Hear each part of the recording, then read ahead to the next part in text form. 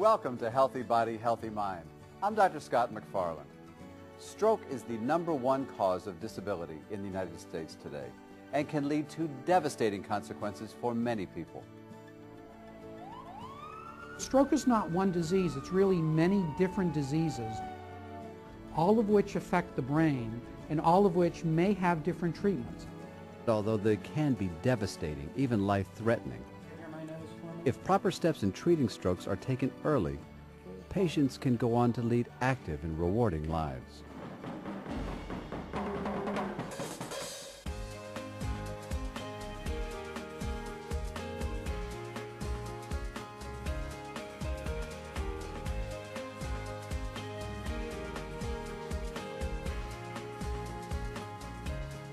Major funding for Healthy Body, Healthy Mind is provided by GE Healthcare, helping to predict, diagnose, inform, and treat so that individuals can live a full life.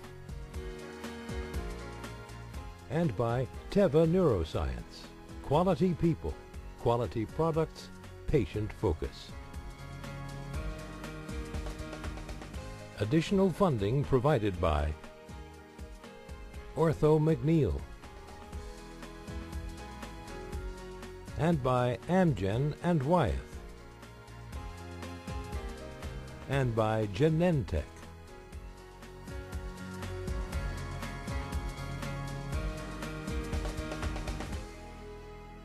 In the next 53 seconds, someone will experience a stroke. And every 3 minutes, someone will lose their life to a stroke. When a stroke happens, blood flow to the brain is interrupted, causing brain cells to die. And as they do, the physical and mental abilities that are controlled by those particular parts of the brain can be damaged, even permanently lost. This may include speech, movement, and memory. And to what degree a person is affected depends on where the stroke occurs in the brain and how much of the brain is damaged. For example, a small stroke may result in only minor problems, such as weakness of an arm or leg. But larger strokes can be more severe, causing paralysis and affecting speech. Some people recover completely from strokes, but more than 2/3 of survivors will have some type of disability. Well, a stroke is when a blood vessel in or around the brain either gets occluded or ruptures. Dr. Mark Alberts is professor of neurology at Northwestern University Feinberg School of Medicine and director of the stroke program at Northwestern Memorial Hospital. The most common type of stroke is when a blood vessel in or around the brain gets occluded, and we call this an ischemic stroke. According to the American Heart Association, 70 to 80% of all strokes are ischemic. Ischemic strokes are caused by a blood clot blocking an artery or blood vessel. Blood clots typically form in arteries due to fatty buildup called atherosclerosis. A clot can form within the artery in the brain. Hi, good morning. How are you? Good. Dr. Shyam Prabhakaran is director of the stroke study program at Rush University.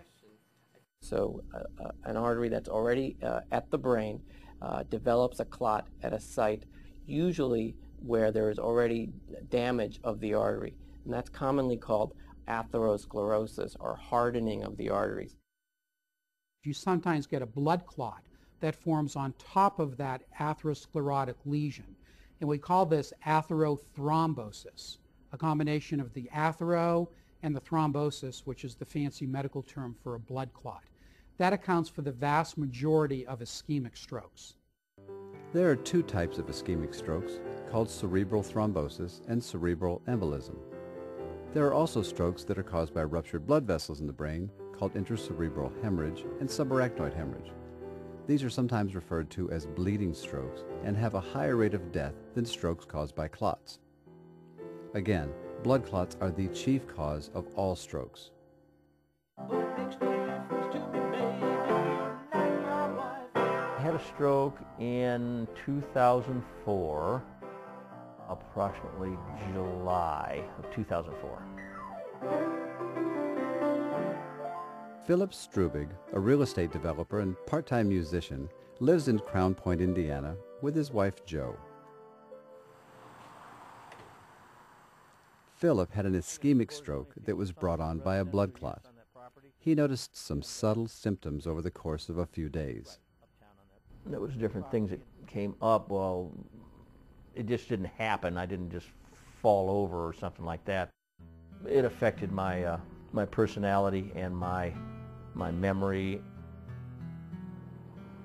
One evening, after a couple of days of headaches, slight dizziness, flu-like symptoms, and fatigue, Philip and Joe managed to go out to dinner. It was on their way home that things changed quickly for both of them. And we're headed home, and she looked over at me and she says, "Where you going?" And I said, "I'm going home." She says, "You're going the wrong way." I says, "No, we live over there." And she says, "No, you live over there." I said, "Oh, that's right." At that point in time, Joey says, "We're going to the hospital because there's something's wrong with you." And at that point, that's when we went in and they started doing some tests, et cetera, and found out that there was a problem. Philip's problem was a stroke brought on by a blood clot. But what causes blood clots? Blood clots can happen when the blood thickens or coagulates. Coagulation is a normal part of the body's defense system to repair any physical damage that may occur. A clot is formed by a cascade of molecules and proteins within the blood vessel. And I can explain it simplistically as it's a response to an injury that the body then signals that, okay, we have to get to that injury site and start blocking it up.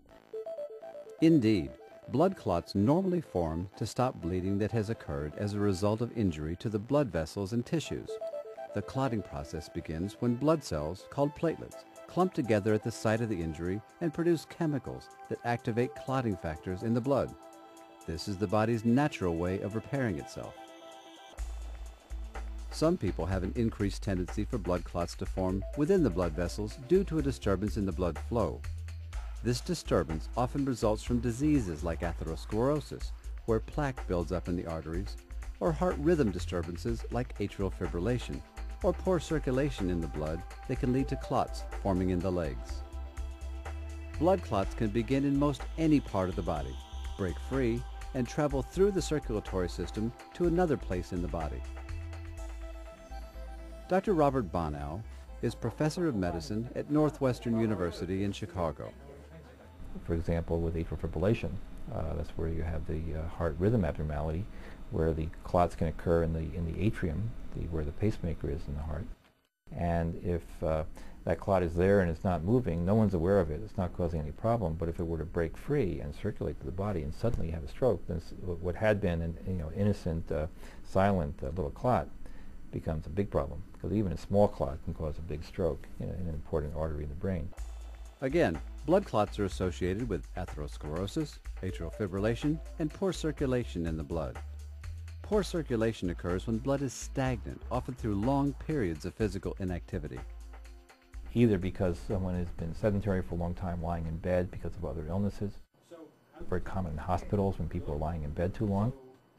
We see it also in individuals who are traveling long distances on long airplane flights. Inactivity can lead to the problem of deep vein thrombosis, or DVT, a blood clot in the lower extremities.